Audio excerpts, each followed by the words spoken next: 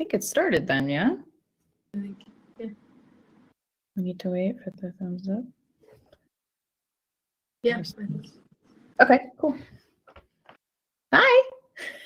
Here we are. Yeah. Yeah. Okay, so, there we go. It's gonna come in like 2 seconds.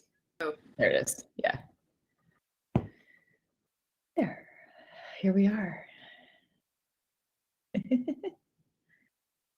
So Gila, do you want to go first and just sort of talk about your book, and then I'll talk about my book, and then we'll read a little bit from each and then have a conversation? Sure, sounds good. Great. So my book, Aural History, is I call it a kind of anti-memoir, I think for more than one reason. One, because I'm self-conscious about calling it a memoir. My kind of post-structuralist training has made me squeamish about books about the self, which is ridiculous, obviously, but that's part of a legacy of that. And also because I think that I didn't know how else to describe or get at the fact that I really try in the book to push back against some of the most common expectations of a memoir, which one primarily being that we get the sort of subjective narrative voice of the narrator mediating and describing their experience. And I think in Aural History, what I wanted more than anything else was to try to convey a kind of experience where that part of the narrator's self was disabled or not working, where the narrator didn't have access to that kind of subjective voice. And I felt very strongly that if I created a narrator now in the present, even though there is a narrator now in the present, now I have access to that, that it would sort of take away some of the heat and the rawness of that experience. And so it was kind of really an experiment in, could you write a memoir that did not use the I? Could it hold itself together?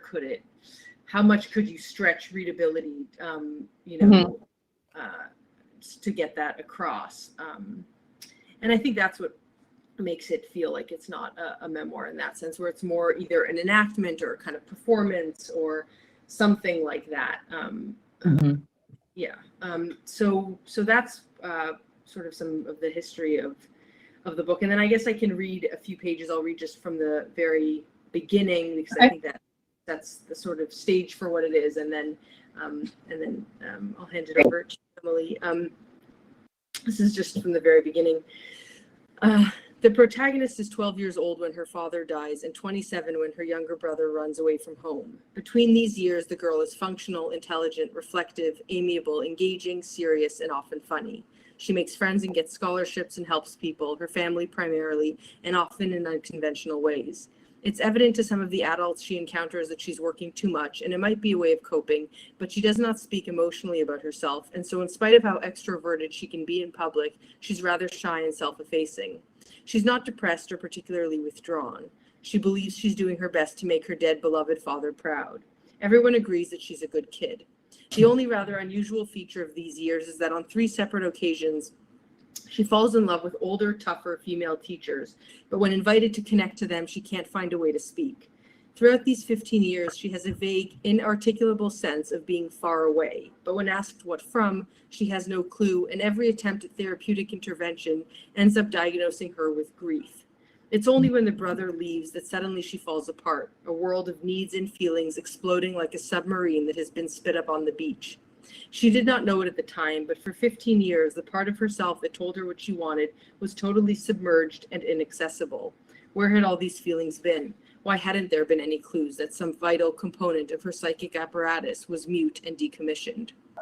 Sure, there's a burgeoning field of trauma research that tells us fear affects our brain and freezes us, but really frozen for 15 years? Besides, she wasn't emotionally distant, detached, or unrelated. She could empathize with anyone, write stunning essays on her favorite books. She cried at night about how much she missed her dad. The brain surely cannot be feeling deeply and be deeply frozen at the same time. Of course, if we turn to Lacan, we learn of misrecognition, that language is fundamentally self-alienating. But tell me, does it seem like typical self-alienation to you? Lacan says we can't really know our own desire, but perhaps we can acknowledge that developmentally, desire is light years away from a more rudimentary self-relation. I think we can agree there is a meaningful distinction between knowing one's own deepest desire versus not knowing what discomfort feels like, because you must believe that everything is fine. In the world of psychotherapy, it's become so popular to talk about dissociation, but that's describing a mechanism whereby parts of the self are split off from self-awareness. Whereas what we're seeing in the girl is an entire psychic apparatus totally unplugged. How do we understand the intractability of the inner signal's absolute deactivation? The systematic failure of talk therapy to notice that some crucial feature of an affective and reactive self was gone. This is the mystery oral history sets out to recreate. It's likely that in spite of your most benevolent readerly intentions, you will not feel connected to the girl on the page. How could you? Her primary mechanism of self-relation is fatally impaired.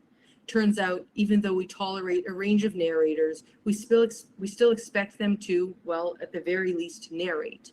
And because narrative is driven by perspective on one's experience, and because it's precisely the loss of emotional reflexivity that destroys the girl's access to perspective, she can't walk us through her own erasure.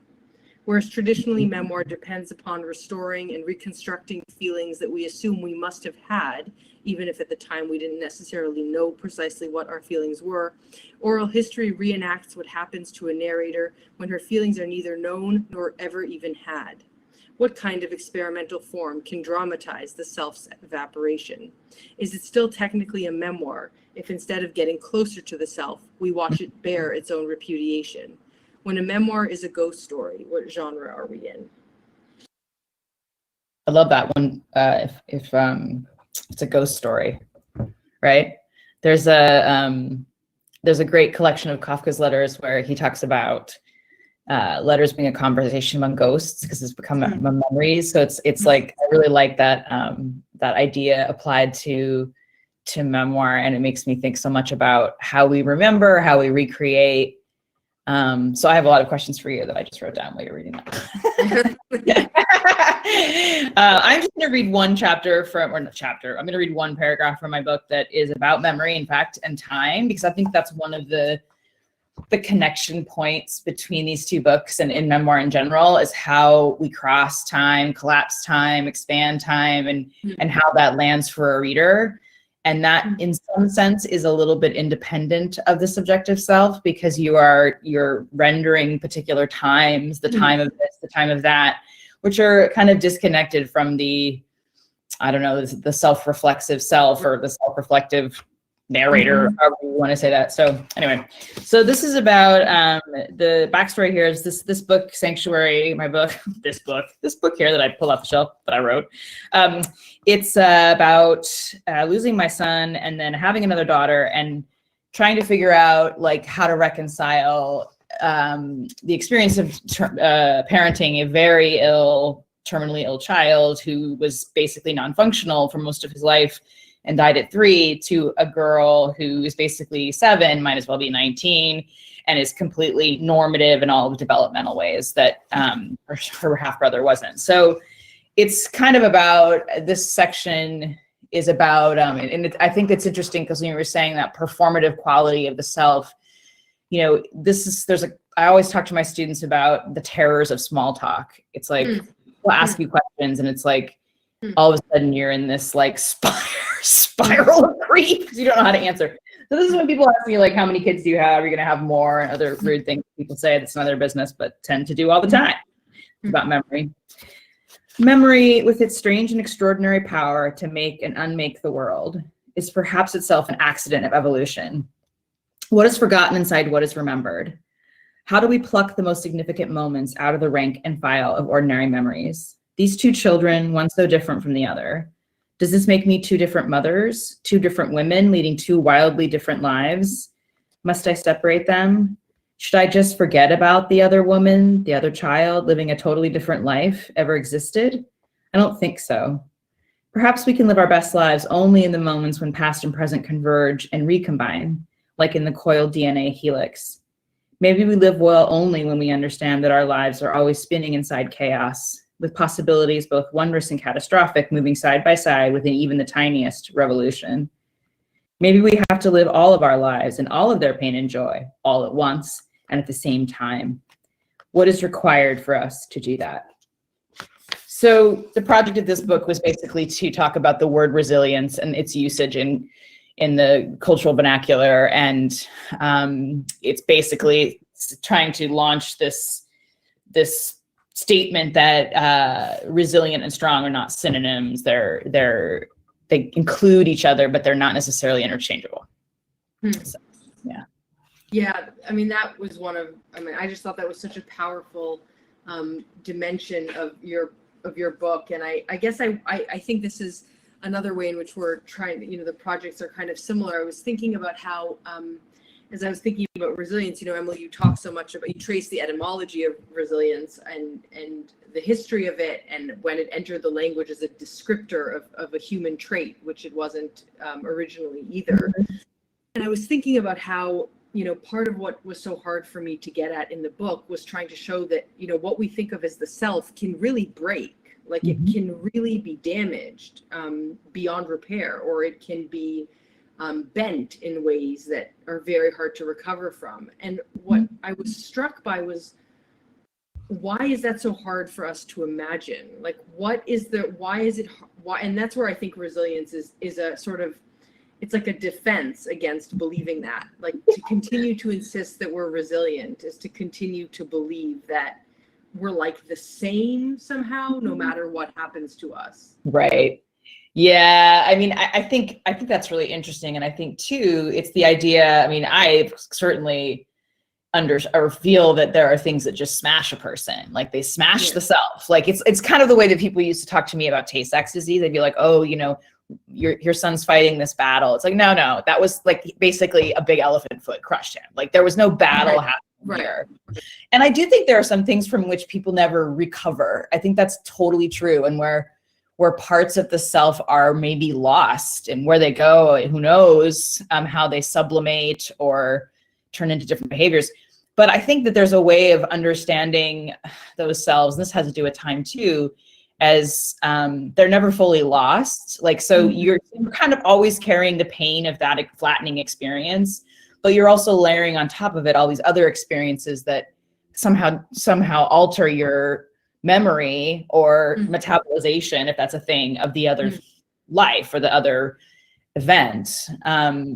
So yeah, I mean, it's like parenting or anything where there's a kid in front of you, and then as they grow, like all of those selves are kind of collapsing as the kids grow, because you remember them from the time of their birth and they don't, right? And so I kind of think of it as that kind of a thing, like the shattered experience never re-pieces itself together.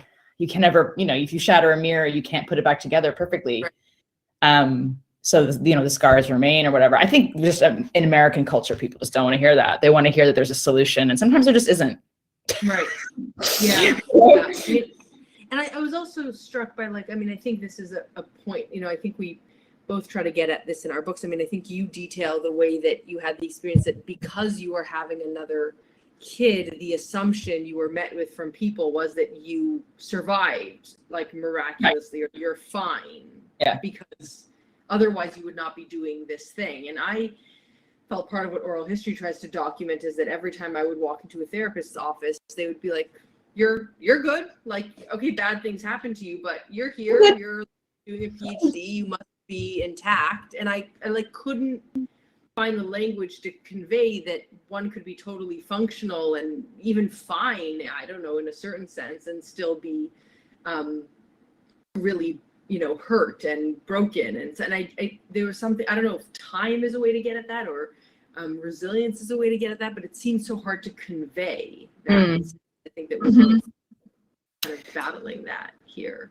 Yeah, it's interesting too, because what you were saying about the expectations of a memoir, which of course have morphed into an industry of, personal storytelling, and especially women are often told like, oh, you're being overly confessional, and like you and your silly little stories, or else that's too hard for us to hear. We don't want to hear it. So it's the kind of, toggling between those two stereotypical expectations. But I think it's really interesting in your book, in Oral History, that like, especially the scenes with the father and the narrator, So there isn't like you said, it's not trying to sort of bring out the self and the reflection. It's sort of documenting what their relationship was like. But what made me think of what I think makes it successful, and I think maybe this is something that people don't often associate with memoir, is that no observation is neutral. Like nothing that appears on the page is sort of objective. And so even though we don't get that reflexive self in like those scenes, we still feel something because we are experiencing it as if from above. And so we're still able to enter into the scene and have emotional reactions or, intellectual conversations with what's happening. And when you bring in different philosophers and stuff like that, it certainly happens a lot. I don't know. I think it's an interesting way of thinking about rethinking the memoir, which has become very, and we talked about this, like very guru-ish, like, here's my story. It was really bad. Now I'm really happy. Do what I did. Here's a booklet. It's like, no, not really. I mean, it's not supposed to be a self-help book. And I feel like, especially in the memoir space, women writers are pushed to deliver that. Yeah. And I just won't do that. Yeah. Did you find that a lot when you were like writing this or editing it or giving it, like, did you get a lot of feedback about that specifically? I didn't, just because I've been working with the same editor for so long and she sort of knows my jam.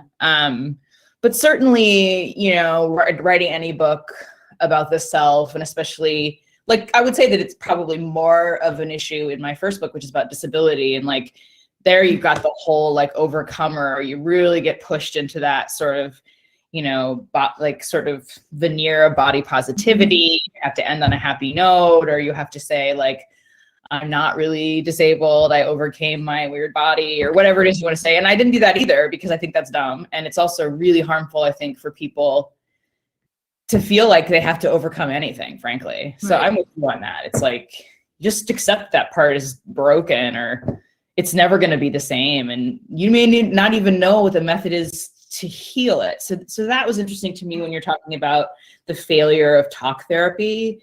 And I would ask that you would talk a little bit more about that. Like, how does your understanding of post-structuralism and sort of the psychological space, how does that play into when you were writing? Were you sort of deliberately invoking that, or were you deliberately just trying not to do the other thing? Like the eye. Yeah. Right. I mean, in terms of, I think actually, when I went to graduate school and did my first my master's and then my PhD, and it was all post-structuralism, that was the assumption. And it was so cool and popular to sort of like berate the eye as a kind of fiction that society constructed. And I was like, that's awesome. Totally. Yeah. The eye sucks. Like, we don't need the eye. And down with the eye. And I think what I didn't realize until quite a few years later was that actually was very harmful, because it sort of failed to take seriously, and they're not speaking psychologically. Post-structuralists are philosophers, and they don't really care about the psychological impact. These are truly not psychological statements, but it sort of led me to believe and to normalize the ways that I didn't have access to a certain sense of self. And so I just thought, like, yeah, it's like cool not to have an eye or something, until I like sort of realized, oh, that's actually a problem. Like, why there's something wrong with that. And I got very tired of a lot of those sort of smart post-structuralist memoirs, the like metafiction, the kind of attempts, the attempts to sort of write away from an eye. I felt like they were very like cocky and smart ass and not very psychologically astute. Like, it did not resonate with what I understood psychologically. And, especially now as a clinician, I mean, if I have a patient who doesn't have, I feel like there's something unstable about a sense of an eye, that's very serious to me. That's not like cool, like that's like, like what happened? Like, where did something go wrong?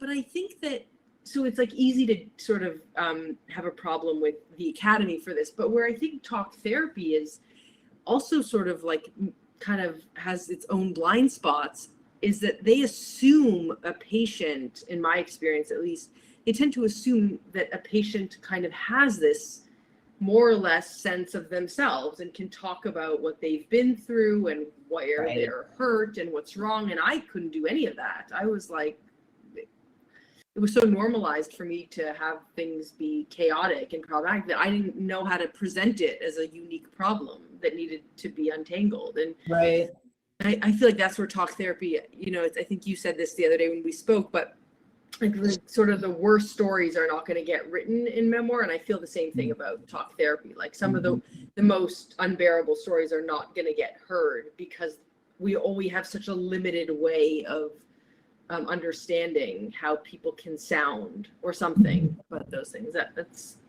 interesting. It makes me think too, like, actually makes me feel better about some of my reservations about talk therapy, but but no, I mean, I do think it's like, you know, there is also, whoa, what happened? No, don't go away. There also is a performative aspect, I think, of talk therapy that makes I overly privileged in this sense, where it's like, how are you feeling today? I'm feeling this way. It's like, I don't know how many times I've said I'm feeling this way, and it's like not even true. But like, I feel like it's an expectation of what I should say, and then an explanatory sort of, here's where I was and here's all my trauma. And I guess I'm curious, like, I think there's real value in people who've experienced trauma to read a book like yours and be like, wow, this is a different way to tell a story. Like, I don't have to try to unearth these shattered moments that just don't want to come out, like the splinter that won't come out, right? It's like, and maybe that's okay. Like, you wouldn't take out your hip plate, you know, I mean, like, put it in there, it's in there. So I think there's something really valuable to that. And I'm interested in that because I think that's right now, especially in the academy, there's a lot of talk about trauma competence and trauma and safe spaces. And I don't know, like, I guess my question to you is, like, do you think that, like, what are the values then of being safe in an environment of when the self is disconnected? Is that even possible? Right. In that sense, and what's the benefit of feeling safe? Yeah.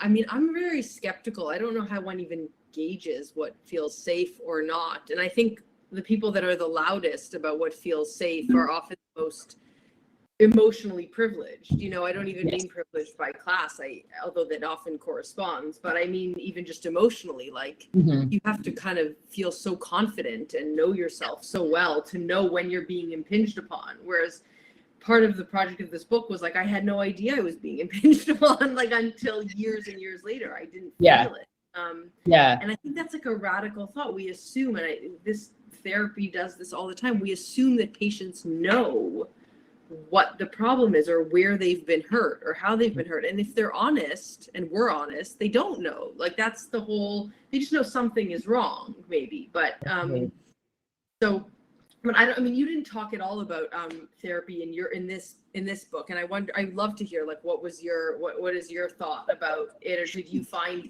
the discourse? I mean, resilience does come up obviously in a lot of therapeutic discourse as well, which I don't know if you came across when you were doing it, but did you with that, or did you?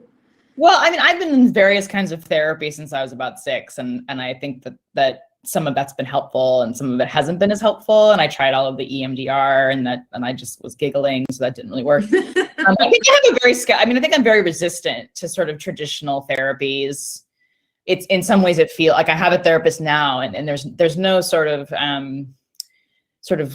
so how's it going? There's like, no, she's like, what are you doing? Why are you doing that? Let's talk about this. Like, it's very directed, and I needed that. Like, you know, she'd be like, say that again, only make more sense. Right. You know, and don't have a pity party or whatever she says to me. I think that's been the most helpful talk therapy I've ever had, because it's kind of unbound from the rules of traditional psychiatry or psychotherapy, which I've always found like a performance. And I also, you know, I think people often, you know, they often say, oh, well, writing is therapeutic. And I'm sure you did not feel about that way about writing your book. And I certainly have never felt that way. So the end goal of therapy is like reintegration, or, I don't know, emotional regulation. It's like, that's not what writing does. I mean, I feel like, and also that's not what your book is designed to do. So I really like that you asked the reader to to acknowledge these certain sort of, maybe, I don't know, assumptions about the self that are maybe more bother than they're worth, right? I mean, if you think about the ways in which the idea of the self has evolved, which you know far more about than I do, but I just think like someone in like 1040, like the year 1040 is not like the self, you know, it's like, and if you think about the first memoir, maybe St. Augustine's Confessions, where he's just like, I'm horny and I'm a monk, what do I do? Like, you know, so internal, but he was in a position of privilege. Like he could think about the self because his self wasn't in danger. Right. You know, so I think that's also really an interesting idea, that it's a very modern kind of dilemma to find that worry about it. With teaching, I wonder too, you teach, like, do you find that some students do you find that difficulty with students, like accessing this self, or that it breaks, like, or is it kind of like by the time they get to this level in college or graduate school that they like have something they can use in that way? Well, I think it depends. Like, you know, I've had a couple waves of generations of students, right? And I think that the ones that I have in my undergraduate class who now were born in the 2000s, you know, they don't remember a world where they were disconnected from any kind of the technologically or Instagram, just all these apps. I'm like, what are you talking about? And then I'm like, what's TikTok? And they're like, oh my God, you're so uncool. Anyway, and I actually knew what TikTok was. I was kidding. But I think, you know, their idea of the self is like first and foremost, because everything is curated toward creating this virtual self, which is a reflection, a really wonky reflection of what's really happening. So they, I think, struggle to sort of get to the deeper feelings about things because they're so immersed in messages, like literally like text messages and messages from all of the screens. And so, yeah, I mean, but I also have a really great group of students who've been through some really serious things. Like I have kids who have had a lot of stuff that I didn't deal with as a kid, and that is unique to communities where, you know, there's socioeconomic abuse and there's racism and, you know, all those things that these kids face, which I didn't have to face. And you know, that's an interesting combination of that curation and yet this kind of, I don't know, there's these real stories there, but I don't know if they want to tell them in the way that would actually be truthful. I don't know. Yeah, that's interesting. Yeah, I mean, I guess I wanted to know if you wanted to say anything more about time or how you were thinking about time. I know we were talking when we talked before, we were talking a lot about rage, which it's funny that it has not come up in our conversation yet. I mean, it's, you know, it's such a big part of both of these pieces. I think in different ways. I think maybe I enact it. I think I can be more alienating. I think you're, you know, your book, I find, you know, one can relate to. I can relate to you very deeply in the book and can really feel for you. I'm not sure about my narrator, but in that regard. But I wondered about. But I think that the rage does come across in the sort of refusal to abide by certain tropes, and also just the way that you keep returning to resilience and to pushing back against it is such a like frustrated kind of which I loved. I was like, oh, wonderful. Like, you know, this kind of like, I'm not letting it go. I'm not letting it go. It annoys me, and it's something, it's wrong that people kept using this, and I'm trying to get at it. I'm not going to like sort of like let it go until I really understand it. And I wondered if what, like, when you think about the place of rage in your book, if this was unique to this book and this experience in a way that it hasn't been for you with other memoirs that you've written, like.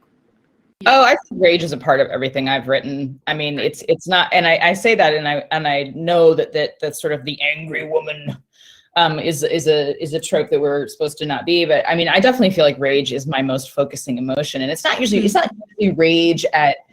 I mean, sometimes it's maybe rage at myself, but it's mostly about like rage about culture and like how these things that we're told are true, these systems that are told are intractable, and then but they're not survivable for some people. Like, it's not tenable to live in a system that says, oh, well, your child is, so severely disabled, like they're just a tragedy. Like, that's not okay. I mean, it's like, no, I mean, that's a prison to put around someone who never had a sense of self.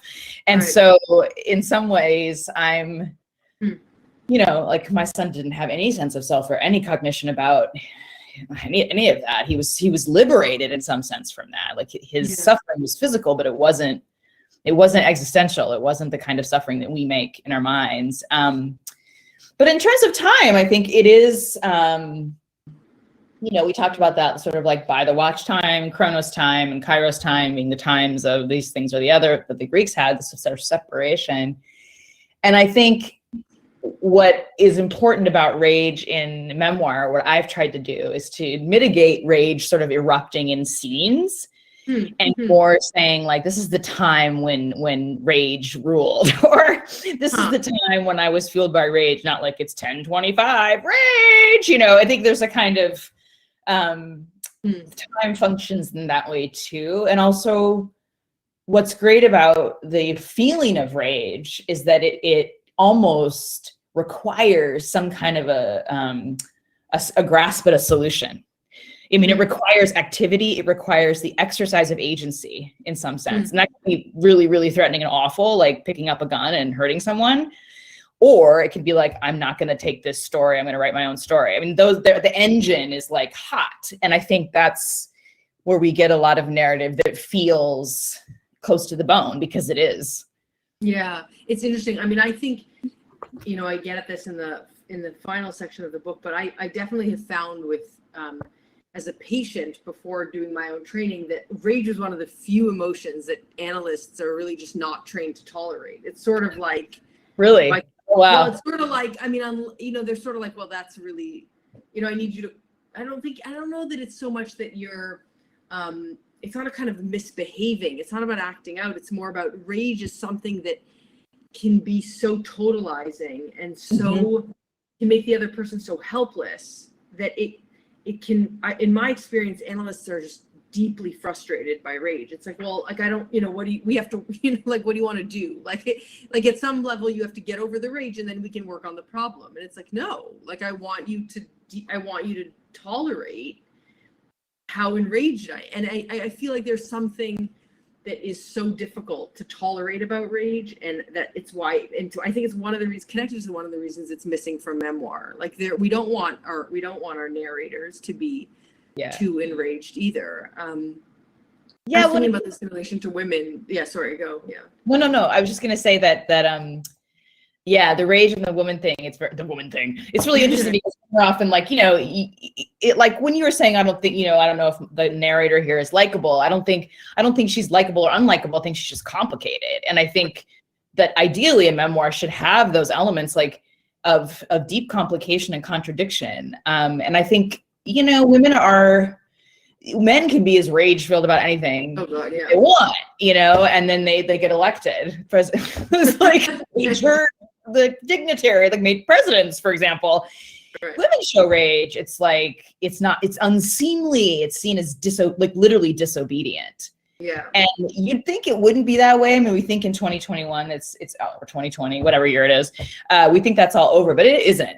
And I think, that for me is like, I mean, it is hard to tolerate somebody's rage, but rage can be controlled through prose and image and can still hit hard without sort of knocking over the reader. But I also feel like sometimes readers just like, the truth of a story can be really brutal. Right. And if someone feels brutalized by what's inside the book, they can choose another book. Like, no one's making you read stories that, are fueled by rage, and you can choose another novel, or you can, I don't know, read People magazine, whatever. So yeah. I was thinking that with women too, like in relation to the narrator. Like, I wonder, and I hadn't really thought about this before so much until we started talking about it, but I wonder if it really is this maternal function that we expect from female narrators, to sort of hold the reader's hand and sort of mediate the experience. And now when you have a 7-year-old, or, you know, I have a 2-year-old at home, like, you have to do that because they can't metabolize experiences without your mediation. Right. But ideally, developmentally, we think, at least like that, you know, you do less and less of that as they get older, and they do get to learn how to have some of their experiences independently or without as much mediation. They get to be a little more self-sufficient over time. But it's as if readers are babies or toddlers. Readers are like, they can't. Oh, yeah.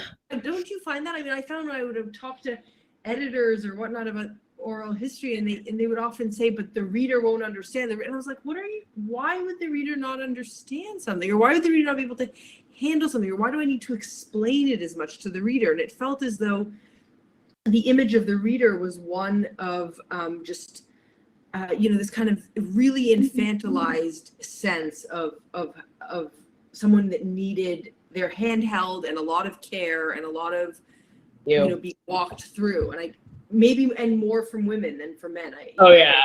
Well, that I think parallels the academic experience. Like, you know, men who are really tough in their classes are like, you know, they're really good, but a woman who's the same is like shrill, you know, and like you get evaluations where she's really nice, and you know, there's just these ridiculous expectations based on the presentation of gender identity. And I mean, I do feel like there's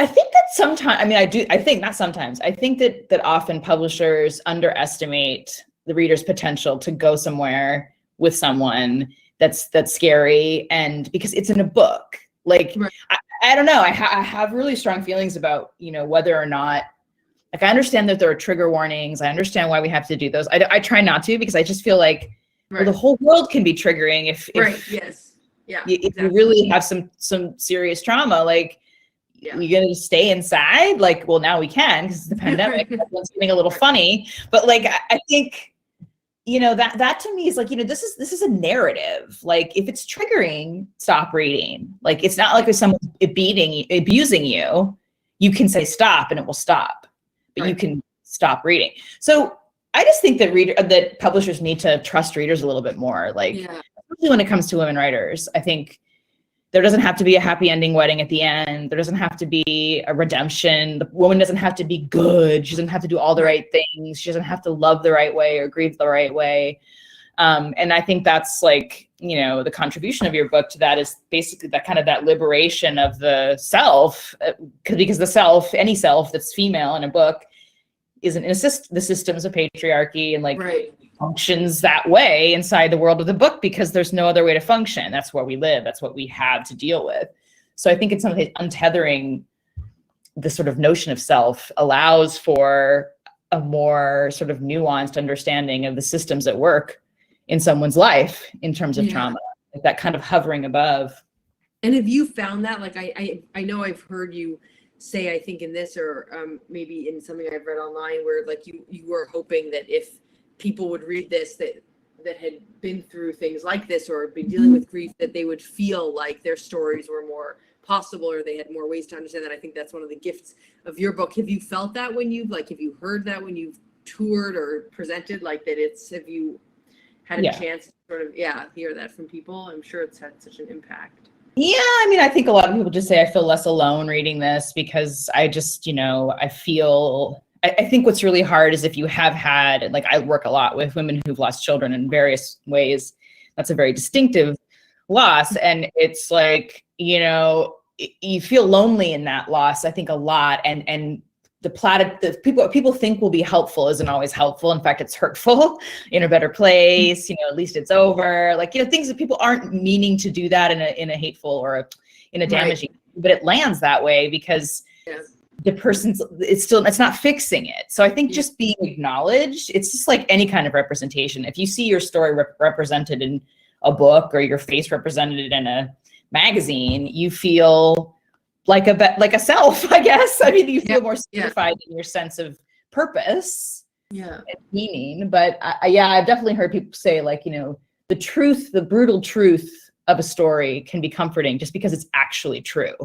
It's not shrouded in, cross stitch phrases or dopey sort of things that people regurgitate about God or whatever. Yeah. Right. Yeah. I remember years ago, like, I think it was when my brother had died, but someone had said to me, like, I don't know what to say. When he had come up to me and says, I'm not sure what to say. Is it okay that I don't say anything? And I thought that's like the best thing anyone has ever said to me. Like, that like honesty of like, I'm not going to try to put a bow on it. I'm not going to pretend to know anything. Actually, was such a huge relief from the dynamics of comfort and how that often just fails anyway, probably both parties, but I actually felt that to be a huge relief too. It's a witnessing, right? It's like, it's just someone saying like, there's this is a term in that was kind of part of the troubles in Northern Ireland when they would just say like, what do you say? It's a Seamus Heaney poem. Say nothing. Right. That's always the best route. Just don't say anything. Right. And I think sometimes when people are grieving and you see this active, grief, I mean, the best thing to do is just kind of like sit there and not freak out. I mean, that I think some people just don't, or come over at someone's house and make sandwiches. Like, I don't think it has to be this kind of like, just do the things that are physically sort of necessary. And that can be a balm more than like, let's talk about your grief. Right, exactly. Or I'm going to tell you something that could be helpful about that. Yeah. Right. I find that when I taught writing this term, and I felt that so many of the students, I mean, they're graduate students, they're, their 20s primarily, and they feel under such pressure, and maybe this goes back to what you're saying with self-help, to like give advice to people or know what. I'm not sure. And I keep thinking like, God, get over, like you don't need to be didactic about this. Like there's no room for kind of morality or judgment. It's very hard, I think, to get away from a lot of that. It's very hard. I mean, I feel like my advice is don't do what I did. Like I'm not in business of self-help. And like, I mean, if anything, like the idea of it feels irresponsible to me because I'm not like a therapist. Like I can't make recommendations because I need them myself and I don't know what to say. So when people are often like, well, what should I do in this situation? I'm like, I have no idea. I'm sorry. Like that's not any wisdom that's to be drawn here is from the story that's being told and the reflective component. And I think, for your book, it made me think that sometimes, I often think of memoirs writing inside of a tornado, and you have like a single person who's like, oh, there's a cow and there's a stick, and they're trying to make sense of it inside the tornado. And it's sort of like you take the tornado and like put it on, like you're writing the tornado around this idea of a narrator, but she is not like at the center of it. Like it's kind of an outward view, which I thought was really interesting. It's kind of like what we say in fiction, like you give someone a problem, like, and see what they do. Like, put them in a role, see what they do. Yeah. That's interesting. Yeah. I like that. Yeah. I mean, I think that's we're just not also, I think it's very grounding for a reader though, to have something more to grip onto than of a narrator of some kind. And that's part of what, I think is the challenge of kind of writing about grief and trauma in general, right? Because those are experiences which are like tornadoes too in their own ways. And how do you want to recreate some of that for the reader, or you want to convey it, or you want to do something about that without kind of blowing them over, maybe to But yeah, I mean, I think what I really liked about your book too, in the sense that it doesn't have all of this like jibber jabber in the brain, like, not as many reflective blocks, is that it's like, there's a lot of bodies moving around. Like there's a lot of physical embodied movement. And I think that we often discount the power of that. Like the body knows things. It's smart. It's quote, resilient. It's also vulnerable and fragile. And I don't know, I think sometimes like just setting the scenario down, not the facts, but setting the scenario down for someone to enter into is a different space for a reader to occupy, but it can be just as powerful, right? Because you're not saying in this book, like, hey, be in my skin. Right. And not that I'm saying that either, but the kind of, be inside my room. It's more like, no, see what I saw. Right. Yeah. Yeah, exactly. Yes. See what I saw. And but I think they're both. I mean, you're saying see it.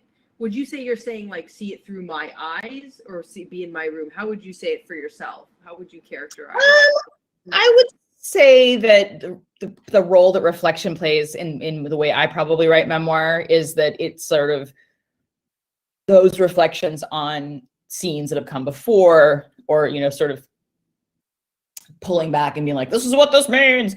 Right. Those moments are designed to sort of craft this lens that I'm presenting to the reader and say, this is how I'm experiencing the world. Like this is your orienting frame. And that everyone is going to have something different that they see in that frame, but I can articulate what that is to the best of my ability.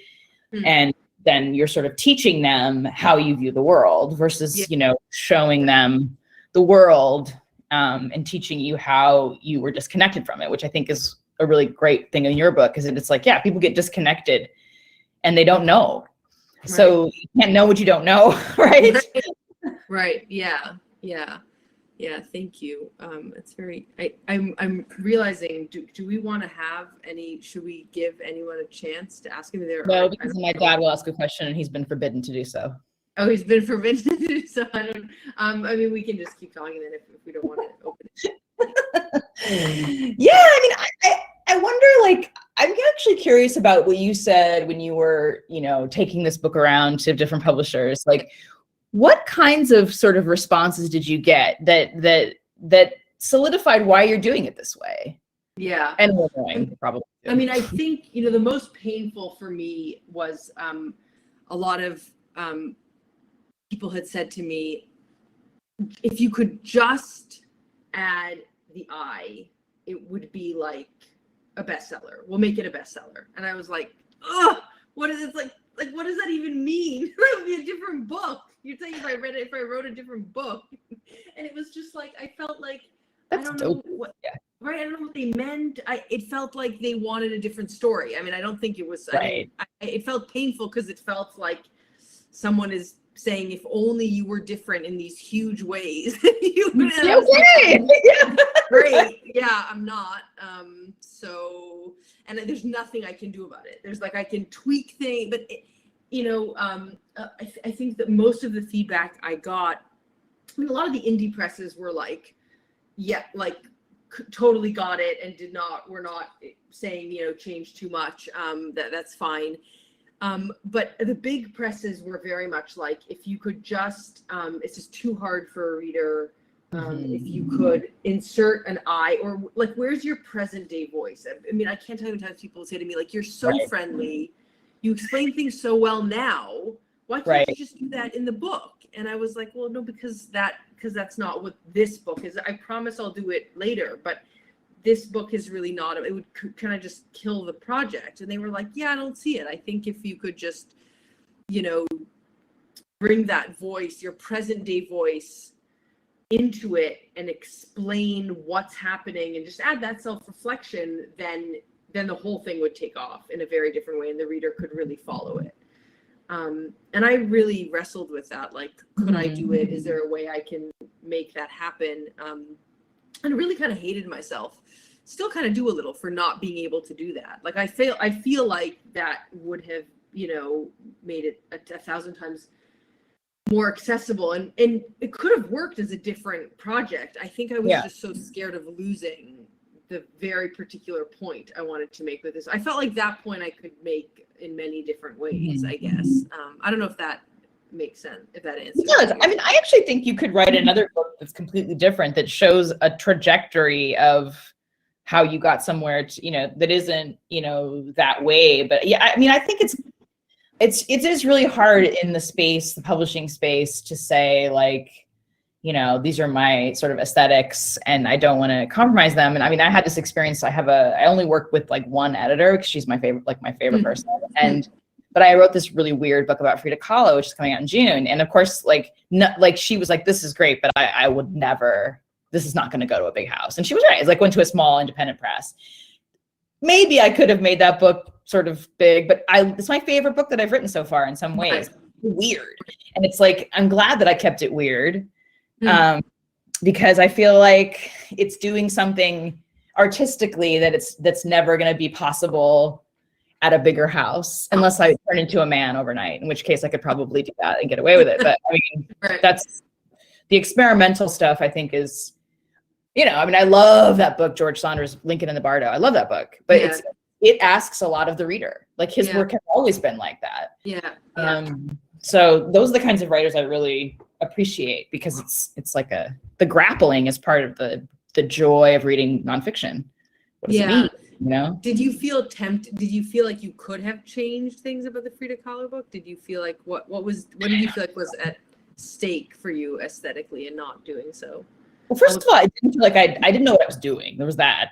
That's why it was like drastically late to the publisher. And part of it was I just felt like I didn't have anything to say about her art. That I think probably would have been like, ooh, like a biography, and like, but I don't want anything about art. Like I like a piece of art because I think like I like pink. I mean, there's no art critic in here, and I don't want to be one.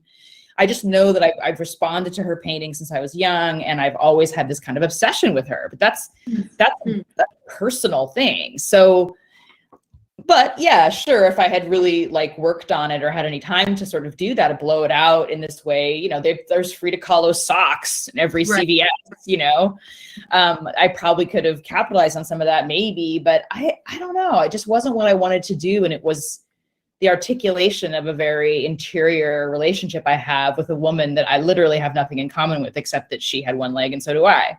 So I didn't feel like I was in a position to sort of wax poetic about Mexican art from like that period, because I know zero. So yeah, but I didn't really feel pressure, because I didn't think that I wasn't going to do it, basically. Yeah, there's just no way I was going to do it. Because there's like this burgeoning genre of those kinds of memoirs, where people are like, my year with Jane Austen, or like what, this, another one just came out. I'm blanking. Salinger year. Yeah, I love that. That's a good There's book. a lot of like, where I'm like, it's like, I'm going to be this amateur biographer / like fan and write that book too. Which is, I guess, its own kind of thing too. But it sounds like you didn't want to do that. It was much more interior. Yeah, it's interior, and it's also just like, I mean, if you think about, speaking of selves, if the self is sort of public, private, or just public, private, and secret. There's a public, private, and secret self. It's often presentation or comes out in a memoir. Like that Frida book is written from like my secret self. It's like all the stuff I don't want to write about. It's all the stuff I can't believe I actually did. And I was cathartic. It's actually kind of terrifying, but it was nice to do it, because it was sort of saying like, I don't know. It was a way of crafting a counter narrative around this person for whom I have complicated feelings, even though I never met her. And also the way the world interacts with her is something that I am weirdly attached to, because I feel like everyone's doing it wrong. It doesn't make any sense. But yeah, I don't know. I mean, I don't know. I was like, I want to write my year with Soren Kierkegaard. And my agent's like, no, nobody wants to read that book. Like, Soren Kierkegaard is not J.D. Salinger. Like, go away. But there is that kind of genre now, which is cool. It's like, kind of historical fiction, kind of not. Yeah. I think that's, I think, I like the idea of like what's aesthetically at stake too, though, because I think that's something that gets like left out of conversations about memoir too, is if it's not an aesthetic practice, it's like it's just this like psychological storytelling only or something. And I felt like for me, the stakes with this book were that I really wanted to see if you could do aesthetically, so if you could like capture something aesthetically that you could try to say sort of psychologically. If I wanted to write this as a clinical case study, I could do that, but that's like not that that wasn't the experiment. That would not be hard to do. But like, can you do it aesthetically as part of the challenge? And there's a way that I feel like I would get so kind of irritated when publishers kept saying like, just change that one thing, as if like, that's the whole project. Like that's the whole is that one thing. So it was like it sort of made my just had to make my peace with the fact that if I wanted to tell that story in that way, it was really gonna be a very difficult kind of project or something like that. Yeah, I mean, I think the trick is with those is like, you know, I think what's interesting about your book and that is it kind of falls apart and then kind of comes back together, but it's not sort of guided by that eye, if you will. And I think that, yeah, I mean, aesthetic choice is also a reflection of the emotional sort of engine of the book too. I mean, in my Frida Kahlo book, I had this section and it's a letter, but it's like I wrote it in some kind of hypomanic state. Like, and I remember writing it, I wasn't totally losing it, but I was definitely, something was going on. And I wanted that to be present there because it was like something I never experienced before and hope to never again. but it was like something like snapped, you know, and all of this stuff came out and it reads that way. And I think sometimes people are like, that's just a little too wonk dog. We can't grip into what's she feeling. It's like, she doesn't know. Like, her brain broke. So I don't know. I really appreciated that, you know, the impetus for your project. I think it's really important. I think it's really ethically important to say like, no, this is the experience that this is how I'm telling my story. It's a way of reclaiming it. Even if you're not I in it. Right. Yeah. Yeah. It's also interesting though to think about like what surprised me the most and what I found kind of disheartening. I don't know what your experience has been, but even when publishers or agents have become so much more sort of, I mean, I guess the ones that call themselves radical or say they want experimental stuff or they're open to it, and then they'd be like, okay, but not that experimental. Yeah. That's a little, and I would be like, well, but you said, I thought, you know, and I was just like, are we having two totally different conversations about the meaning of that word? Like it felt like radical or experimental, but really within the bounds of, so within certain bounds. And that often I think what was disappointing was that it broke down into like very conventional, like identity politics too, you know? Oh, just check certain boxes, that's automatically radical. And I was like, this is nonsense. That's not radical, you know? And so it just felt like, like that was a lot of it too, which I really I found that disappointing actually. Yeah, the identity politics thing is also something, it's like on its face, that's not interesting. Like checking a box doesn't give you don't get credit for that in terms of a writerly skill. Like you still have to do something in there and with words. Like, I mean, it's like that. I mean, I totally feel that way. I think it's like, you know, if I wanted to write, I'm sure if I had written my first book about like overcoming my disability and like, you know, whatever, it would have been a bestseller, but like, that's not the truth. And I was never going to write that book because the reason I wrote the book was because of those other books. Like I wrote the book and sort of wish that I'd had that book to read instead of, you know, one book about a girl who gets cancer and dies and another about like a super athlete. Like those were my choices. I don't know. I think there's, you know, and people are always like, oh yeah, we're radical. Like, you know, we want to break the form. Well, they want to say that they did, but they want to make sure it's safe. Exactly. That's exactly right. I felt like I was a little naive going to that. I was like, okay, that's so great. I actually have something radical for you. And they were like, no, too much. No, we meant something else, you know. You know, we didn't mean, or like, can you lead with the other stuff, or can you like talk about the other stuff that could be seen as more radical? And I was like, no, that's not how this works. But I feel like that's another way of kind of condescending to the reader, honestly, also, and treating them like they can't handle more complexity. And if they can't, then again, they don't have to read it. Like, I mean, listen, there are a lot of people who want particular things from their memoirs, but I would argue that those aren't memoirs. They're sort of spiritual help. They're self-helpy kind of different space. Memoir is supposed to be challenging. Like it's not, I don't know, it's not supposed to be a eureka moment at the end where like doves fly up in the sky and I don't know, bells toll. Yeah. So I like that. I like the kind of spiritual, like that's interesting. That's kind of that's the genre kind of maybe a lot of people want to consume when they read memoir. They want that kind of very self-focused, like you do this, like you don't need to do this, but you can do this, and like I learned this, and it's like people are always like, oh, what did you learn? I'm like, nothing. I learned nothing. I wrote a book, I learned nothing. Like there's nothing to be learned here except maybe some things about wood But right. Butterfly. about butterflies. Like, Yeah. in terms of life, like what I learned, zero. Right.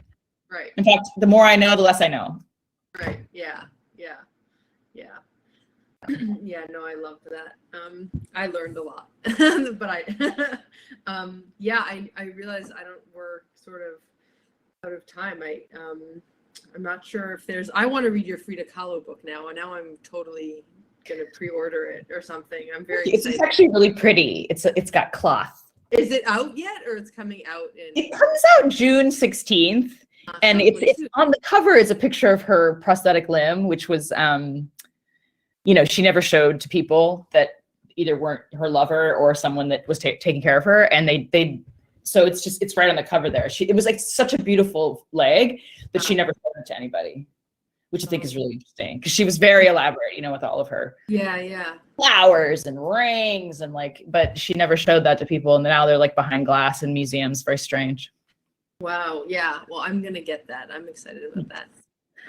We have our weird little books, our weird little book club. I know, I don't know why I love my weird little book. I'm like, and I also just because I love Frida Kahlo, and I kind of do what I want because it's like a tiny book. Yeah.